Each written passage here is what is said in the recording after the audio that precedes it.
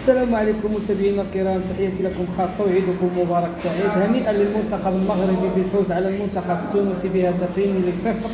مقابلة رائعة في مستوى اللعب كبير، تبارك الله عليهم. قدموا الأسود الأطلس واحد المباراة مجنونة في ملعب فاس وشرفوا المغرب والمغاربة. هذا سلامي ليلو بينا ليلو. وواحد ميساج خفيف للمنتخب التونسي: ملي تلعبوا شي ماتش مع اي شي منتخب عمركم ما تحقروا على شي منتخب ولا تقولوا حنا نفوزوا عليهم، باش تخلوا الكرامه ديالكم.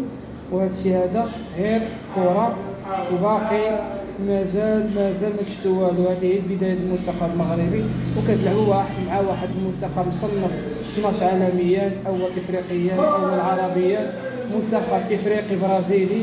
وهذا المنتخب المغربي اي منتخب كيواجهه الا وكيلا كيعلق بالتحيه والسلام. تحياتي واستفدوا من الدرس هذا، والسلام عليكم.